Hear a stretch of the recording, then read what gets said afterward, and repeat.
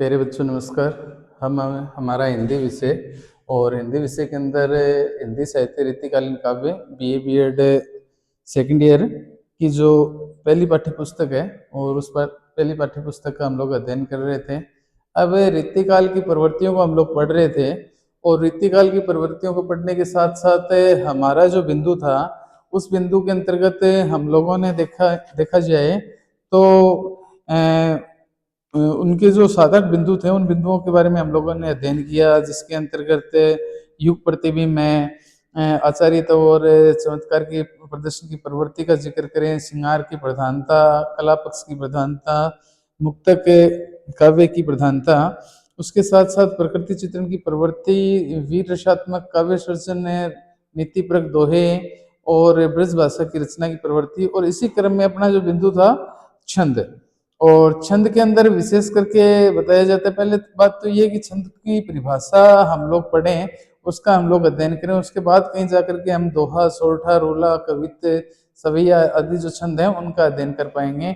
और इसी क्रम में हम लोगों ने कल जो थोड़ा सा पढ़ा, तो छंद की खातिर जिस तरह से अलग एक देखा जाए तो हम लोगों ने कल भी पढ़ा था कि छंद अपने आप में संस्कृत भाषा के छंद धातु से निकला। उसके पश्चात उसमें एक उदाहरण के माध्यम से हम लोगों ने समझने का प्रयास किया कि छंद की खातिर बताया कि मात चरण यति गति नियम अंतय समता बंद जा पद रचना मिले भानु बनत सब छंद। अर्थात वो कहते हैं कि जिसमें वर्ण, गति, यति, तुकबंदी, मात्रा आदि का किस हो और उसके साथ साथ अंतिम रूप से वो समान रूप से हो, ठीक समान रूप उसमें आता हो, तो वो अपने अपने छंद कहलाता है। अब छंद को लेकर के थोड़ा सा हम लोग और प्रकाश डाल देते हैं कि छंद के लिए ये आवश्यक है कि छंद जो है,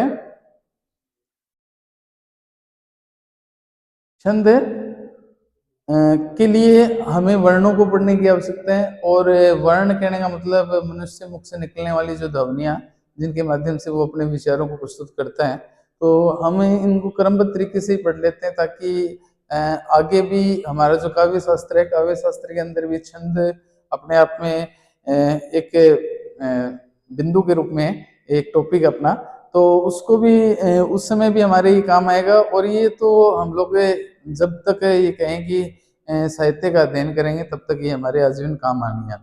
तो थोड़ा सा शुरू से ही इसके बारे में प्रकाश डालते हैं। कहा जाता है कि छंद के लिए सबसे पहले वर्ण, तो मानव द्वारा जो उच्चारित ध्वनियां हैं, ध्वनियों को भाषा शास्त्र में वर्ण कहते हैं। अब भाषा शास्त्र जैसा मैंने आपको बताया कि अपने विचारों को प्रस्तुत करने का जो माध्यम है भाषा, भाष धातु से बना, ठीक है। और जो ध्वनि इसकी सबसे छोटी इकाई, और इसमें कहा जाता है कि भाषा शास्त्र के अंदर मानव द्वारा उच्चारित जो ध्वनियां हैं उस ध्वनि को भाषा शास्त्र के अंदर वर्ण कहते हैं, ठीक है। वर्ण के भेद, और वर्ण के भेद के अनुसार कहें तो वर्ण के भेद है वो दो, एक तो स्वर और एक है व्यंजन, ठीक है। दो भेद हुए इसके, स्वर और व्यंजन। स्वर और व्यंजन पे प्रकाश डालने तो स्वर जो है वो मूल ध्वनियां कहलाती हैं, क्योंकि स्वर के अंदर उन उच्चारण के लिए अगर स्वर ध्वनियों की बात करें तो उसमें किसी भी प्रकार की रुकावट नहीं होती, ठीक है। कहीं भी ये कह सकते हैं कि किसी की भी मदद लेने की आवश्यकता नहीं होती। जो वर्ण है वो मुख से जैसे निकल रहे हैं और वैसा ही उनका उच्चारण भी हो रहा है, जैसे मैंने कल भी बताया, आज भी थोड़ी देर अभी इसके जस्ट बाद में अपन उस पर भी प्रकाश डालेंगे। उसके बाद वो कहते हैं कि स्वर मूल ध्वनियां उच्चारण स्वतः ही होता है, स्वतः इनका उच्चारण होता है, किसी की सहायता की आवश्यकता नहीं होती। बल्कि जो व्यंजन ध्वनियां हैं, व्यंजन ध्वनियों का उच्चारण स्वर की सहायता से होता है। अब कल भी मैंने आपको उदाहरण बताया था कि ये जैसे मान के चलो आप उदाहरण के लिए ये आपका ए, तो ये ए अपने आप में एक स्वर, ठीक है, और ये कै, और कै अपने आप में एक व्यंजन, ठीक है। अब यहाँ ए के साथ ए की ध्वनि निकल रही है ए, और कै के साथ फिर ए की ध्वनि निकल रही है, तो कहने का मतलब स्वर और व्यंजन दोनों का ये हो गया मिश्रण हो गया, ठीक है। तो वो कहते हैं कि अपने काव्य शास्त्र के नियम के अनुसार कहते हैं कि व्यंजन ध्वनियों का जो उच्चारण है वो स्वर की सहायता से किया जाता है। अब स्वरों की संख्या वर्तमान जो हिंदी वर्णमाला है उसमें स्वरों की संख्या 11 रह गई है, और जो व्यंजनों की संख्या वो 33 रह गई, टोटल है वो 44, पहले 52 हुआ करते थे, अब 44 रह गए हैं। ठीक है, उसके बाद वो कहते हैं कि इसके बाद स्वर और व्यंजन का अध्ययन करें, और स्वर और व्यंजन के अनुसार जिस तरह से अपने जो स्वर हैं ए आ ई उ ऊ ऋषि और ओ औ, ठीक है, लास्ट वाले जो अंग और ए हैं उनके ऊपर भी हम लोग प्रकाश डालेंगे, क्योंकि ये अपने आप में अयोग हुआ है। ठीक है, उसके बाद वो कहते हैं कि मात्रा, मात्रा क्या, किसी वर्ण का उच्चारण में जो समय लगता है। ठीक है, किसी वर्ण के उच्चारण में जो समय लगता है, जिस तरह से ये मान के चलो कि यहाँ ए और यहाँ एक मात्रा लगा दी आ की। ठीक है, तो आ, ए और आ कहने का मतलब इतना सा भी, थोड़ा सा भी जो समय लगा ना, वो समय आपकी कहलाएगी मात्रा। ठीक है, ये जो लगने वाला जो समय है उच्चारण में लगने वाला, छंद शास्त्र में उसको मात्रा कहते हैं। किसी भी वर्ण के उच्चारण में जो समय लगता है छंद शास्त्र में उसे मात्रा कहते हैं। ठीक है, इसके लिए ये कहा जाता है। और उसके बाद वो कहते हैं कि कुछ उच्चारण में कम समय लगता है, कुछ जो वर्ण है उनमें कम समय लगता है और कुछ वर्णों में अधिक समय लगता है। जैसे कह सकते हैं कि अभी हम लोग इसके ऊपर भी प्रकाश डालेंगे, जैसे कि यहाँ छोटा ऊ और बड़ा ऊ। ठीक है, तो यहाँ कहने का मतलब लघु और यहाँ गुरु। ठीक है, और ये लघु और गुरु मात्राएं, इनको भी हम लोग पढ़ेंगे, ऐसे सिंबल से इनको इनकी पहचान की जाती है। किंतु उससे पहले थोड़ा सा और प्रकाश डालते हैं, तो वो कहते हैं कि किसी भी वर्ण के उच्चारण में जो समय लगता है वो छंद शास्त्र में मात्रा कहते हैं उसे, और कुछ के उच्चारण में कम समय लगता है और कुछ के उच्चारण में ज्यादा समय लगता है। अब कम समय वाले गुण से कम समय वाले ये हैं ए, छोटी ई और छोटा ऊ। इनमें क्या है कि जब हम इनको पढ़े तो उनमें उच्चारण के समय कम समय लग रहा है, तो इस वजह से इसे एक लघु स्वर भी कह सकते हैं, और छंद शास्त्र में इनकी मात्राएं एक मानी जाती है। अब जैसे जब हम छंद को पढ़ेंगे और छंद के में जो वर्णिक और मात्रिक जो छंद है, उन वर्णिक और मात्रिक छंदों के अंदर जो मात्रिक छंदों के अंदर हम मात्राओं की जो गणना करेंगे, गिनेंगे उनमें, क्योंकि जैसे मैंने आपको बताया ना कि दोहा जो छंद है, दोहा छंद के अंदर है 13 और 11 मात्राएं हैं। ठीक है, ठीक इसका उल्टा सोरठा के अंदर 11 और 13 मात्राएं हैं। चौपाई है उसमें 16 मात्राएं हैं। तो इस तरह से क्या है कि हम लोग इन छंदों को जब पढ़ेंगे ना, तो इन छंदों को पढ़ते समय और इनकी जो मात्राओं की गणना किस प्रकार की जाएगी उसके ऊपर भी हम लोग प्रकाश डालेंगे और उसको भी हम लोग अध्ययन करेंगे। उससे पहले वो कहते हैं कि यहाँ जो छोटा लघु स्वर कहें और या फिर इनमें एक ही मात्रा के साथ इनको माना जाता है। इसके साथ साथ वो कहते हैं कि जहां आ, बड़ी ई, बड़ा ऊ, ए, ऐ, ओ, औ, अंग ए आदि में उच्चारण में अधिक समय लगता है, अतः इसे दीर्घ स्वर माना जाता है। दीर्घ अर्थात है बड़ा, दीर्घ अर्थात है बड़ा, और लघु अर्थात है छोटा। ठीक है, तो इसके अनुसार वो कहते हैं। अब आगे वो कहते हैं कि इन छंद शास्त्र में इनकी दो मात्राएं होती हैं। यहाँ जो अगर मात्राओं की गणना की जाए तो इनमें छंद शास्त्र के अनुसार इनकी दो मात्राएं, जैसे ये जो गुरु है ना, इसमें इनकी जो इनको दो मात्राओं के साथ पहचान की जाती है इनकी। फिर कहते हैं कि वैसे तो देखा जाए तो दो से अधिक तो मात्राएं होती ही नहीं है, किंतु इन्होंने अपनी एक पंक्ति लाइन लिख भी दी। अब वो कहते हैं कि और दो से अधिक मात्राएं किसी भी वर्ण में नहीं होती। ठीक है, या तो छोटी मात्रा होगी, ठीक, या फिर बड़ी मात्रा होगी, या तो लघु या गुरु। फिर कहते हैं कि व्यंजन वर्णों की निहित मात्रा उसमें निहित स्वरों के अनुसार ही मानी जाती है। अब जो व्यंजन वर्ण है और व्यंजन वर्णों के अंदर है, वो कहता है कि उसमें निहित स्वरों के अनुसार ही उनकी जो मात्राएं वो मानी जाती है। जैसे व्यंजन हो गया का, ठीक है, फिर की, फिर कु, ठीक है, फिर के, फिर कई, ठीक है, तो इन कंग और अणे वाली, ठीक है, तो विसर्ग वाली। तो इस तरह से क्या है कि इनकी खातिर बताया जाता है कि व्यंजन वर्णों की जो मात्रा है उसमें निहित स्वरों के अनुसार ही उसमें मानी जाती है। केवल, अब वो आगे कहता है केवल व्यंजन अर्थात आद्य अक्षर की कोई मात्रा नहीं होती, ठीक है।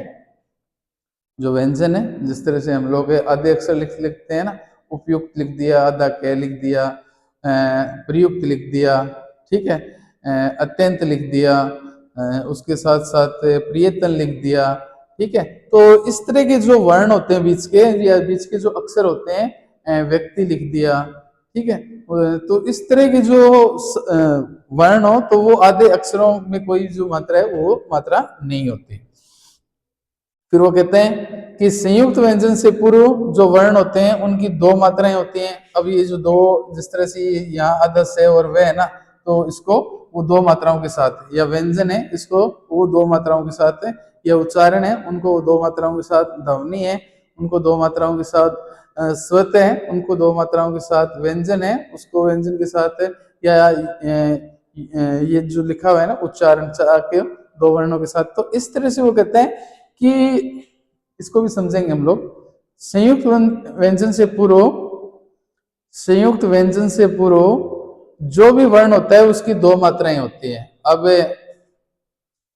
संयुक्त वर्ण, संयुक्त व्यंजन, अब ये उच्चारण है अद च और च, ठीक है, तो यहाँ दो मात्राएं होगी, इसको दो मात्राओं के साथ है, इसकी जो पहचान है वो की जाती है, ठीक है। तो आगे फिर वो कहता है कि संयुक्त व्यंजन से पूर्व कोई भी वर्ण हो उसकी दो मात्राएं मानी जाती हैं, अर्थात संयुक्त व्यंजन से पूर्व लघु स्वर व्यंजन हो तो यदि उसकी दो मात्रा मानी जाएगी। तो ये इसके अनुसार, ये सारे के सारे जिस तरह से हम लोग कह सकते हैं कि अपनी जो संधि है स्वर व्यंजन और विसर्ग, ठीक है, स्वर व्यंजन और विसर्ग, तो इन स्वर संधि व्यंजन संधि, इसके स्वर के 5 भेद है, व्यंजन के 13 नियम, इनके भी अपने नियमावली, तो सबके अनुसार, तो ये भी अपने आप में इसी के अनुसार।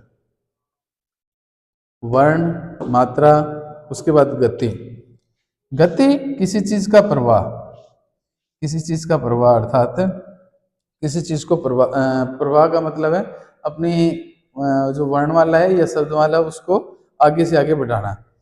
इसका अर्थ है प्रवाह, गति अथवा प्रवाह छंद के लिए बहुत आवश्यक है। किसी चीज को आगे की तरफ धकेलना या आगे की तरफ बढ़ाना, हमेशा प्रगतिशील रहना, ठीक है। तो इसको लेकर के आगे वो कहते हैं कि ये जो गति है उस गति की खातिर वो कहते हैं कि मात्रा आदि के नियम का पूर्ण निर्वाह होने पर भी गति अथवा लय के अभाव में छंद रचना सफल नहीं मानी जाती। अगर इस तरह की कोई कमी रह जाए तो उस कमी के चलते ये जो भाव है या ये जो मात्रा है उन मात्राओं को पूरा नहीं माना जा सकता। फिर एक बार दोबारा देखते हैं, वो कहते हैं कि मात्रा आदि के नियमों का पूर्ण निर्वाह होने पर भी गति अथवा लय के अभाव में छंद रचना सफल नहीं मानी जाती, ठीक है।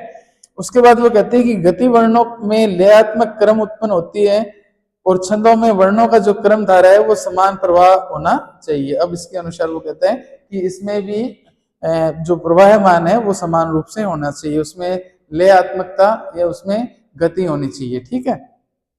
यति, गति, वर्ण, मात्रा, गति और यति की खातिर कहता है कि छंद के चरण के मध्य, बीच का जो भाग आ गया, छंद के चरण के मध्य जो विराम आते हैं, विराम कहने मतलब जिस तरह से मैंने आपको बताया ना कि हनुमान चालीसा ही ले लो आप, तो श्री गुरु चरण सरोज रज, ठीक है, निज मन मुकुर सुधारे, वर्णव रघुवर विमल जसो, ज्योत एक फल चारी, ठीक है, बुद्धिहीन तनु जानिके सुमरो पवन कुमार, बल बुद्धि विद्या देहु मोहि, हरऊ क्लेश विकार। तो ये जो विराम लग रहे हैं ना, अर्थात रुक रुक करके हम आगे बढ़ रहे हैं, ठीक है, तो ये आपकी कहलाती है यति, ठीक है। तो कोई भी चौपाई, कोई भी दोहा और कोई भी छंद है तो उसमें जिस तरह से ये जो पंक्तियां होती हैं उन पंक्तियों के चलने के बाद फिर रुकना, फिर उसके बाद आगे बढ़ना, तो फिर चलना, फिर उसके बाद बढ़ना, फिर रुकना, फिर चलना, फिर रुकना। तो ये कहने का मतलब छंद के अनुसार वो कहता है कि यति छंद के चरण के मध्य विराम आने पर विराम आते हैं उन्हें यति कहते हैं। यति के माध्यम से छंद रचना में सौंदर्य का विकास होता है। प्रत्येक चरण के अंत में वो कहता है कि समान एक जैसी जो ध्वनि है वो निकलनी चाहिए, समान वर्ण होने चाहिए। उसके साथ साथ वो कहते हैं कि प्रत्येक चरण के अंत में समान वर्ण होने चाहिए तथा समान ही ध्वनि का प्रयोग होना चाहिए, चाहे उसमें तुकबंदी क्यों ना करनी पड़े। ठीक है, कहने मतलब जिस तरह से इनको पढ़ा ना, श्री गुरुचरण सरोज रज निजमन मुकुरी सुधार वर्ण रघुवर विमल जशो जोदायक फल चारि। ठीक है, तो ध्वनि समान रूप से आ रही है। ठीक है, बुद्धिहीन तनु जान के सुमिरो पवन कुमार बल बुद्धि विद्या देहु मोहि हरऊ क्लेश विकार। ठीक है, तो उनमें चाहे तुकबंदी क्यों ना करनी पड़े। और जिस तरह से छंद का भी अपना एक नियम है, ये राजा माता भानस लगा, अर्थात ये जो गण है ना अपने यगण मगन तगण जगन भगन सगण, तो उनमें लास्ट वाले को क्या है कि सिर्फ उसको पूरा करने के लिए उसमें जोड़ दिया है। ठीक है, तो वैसे वो कहते हैं कि यति के माध्यम से छंद रचना के अंदर सौंदर्य का जो है वो विकास होता है और प्रत्येक चरण के अंत में समान वर्ण तथा समान ध्वनि का जो प्रयोग है वो किया जाता है, चाहे उसे तुक कहते हैं। उसके बाद जैसे तुक को हम पढ़ ही लेते हैं, तो तुक के अंतर्गत वो कहता है कि मात्रिक वर्णों के लिए तुक आवश्यक होता है, किंतु वर्णिक जो छंद है उनके लिए जो तुक की आवश्यकता नहीं होती। मात्रिक छंद अर्थात जिनमें मात्राओं की गणना की जाए उसमें तुकबंदी है वो आवश्यक हो जाती है, किंतु जो वर्णिक छंद है उन वर्णिक छंदों में इसकी आवश्यकता नहीं होती और इसका जो विकास क्रम है वो चलता रहता है। तो इस तरह से हम देखें कि काव्य शास्त्र के अंदर तुकबंदी के अंदर देखें कि जैसे तुकबंदी में अंतिम जो नाम है वो जैसे काज, साज, राज, ठीक है, तो ऐसे जो शब्द आ जाएं तो उन शब्दों के अंदर इनका जो प्रयोग है वो किया जाता है। उसके साथ साथ छंद रचना के जो इन अंगों के अंदर उपयुक्त परिचय के आधार पर हम कह सकते हैं कि मात्रा, वर्ण, यति, गति के तुक नियम है जो संयुक्त पद को छंद वो कहा जाता है। तो इस तरह से जो छंद है इन छंदों के अंदर इनकी रचनाओं के लिए और इन सब चीजों की आवश्यकता है वो होती है। अब जो छंद के भेद वर्णिक और मात्रिक, ठीक है, जिनकी गणना वर्णों के आधार पे की जाए और जिनकी गणना मात्राओं के आधार पे की जाए, तो इसमें भी अपने आप में एक नियमावली और उस नियमावली के चलते इस चीज की पहचान की जाए कि अमुक जो पंक्तियां हैं उसमें कौन सा छंद है, ठीक है, या ये मात्रिक है या वर्णिक है। तो इसकी पहचान करने के लिए हमें मात्राओं का अध्ययन करना, उसके साथ साथ देखने को मिलता है कि जिस तरह से अर्धसम है, अर्ध या विषम छंद है, ठीक है, या अर्धसम मात्रिक छंद है, तो इन सब की पहचान करने के लिए एक निम्नावली और उस निम्नावली का जो अध्ययन है उसके लिए आवश्यक है। जिस तरह से हम लोग अभी थोड़ी देर पहले पढ़ ही रहे थे कि ये जो वर्ण है, ठीक है, और वर्ण के अंदर जिस तरह से उच्चारण में जो समय लगता है ना, जिस तरह से अपने वर्ण क्या है कि स्वर और व्यंजन है, और स्वर और व्यंजन के अनुसार जो इनमें मात्राएं और उन मात्राओं की हम लोग जिस तरह से पहचान करते हैं, जैसे ये आ, ये बड़ी ई, ये बड़ा ऊ, ए, ऐ, ओ, औ, अंग, है, ठीक है, तो इनकी जिस तरह से पहचान की जाती है उसी तरह से वर्णिक और मात्रिक के जो छंद है उनकी जो पहचान है हम लोग उसके नियमों के हिसाब से उसको करेंगे। तो रीतिकालीन काव्य और रीतिकालीन काव्य के अंदर इनके जो विषय और अलंकार कुछ बाकी हैं थोड़े से, इसमें अपना छंद के अंदर ही जो शब्द का बंद एक तरह से, ठीक है, और इस चीज को परिभाषित करने के लिए इनकी आवश्यकता पड़ती है। तो इसके बारे में हम लोगों ने थोड़ा सा अध्ययन किया। कल जो वर्णिक और जो मात्रिक छंद है तो उनके बारे में हम लोग और अच्छे से अध्ययन कर लेंगे।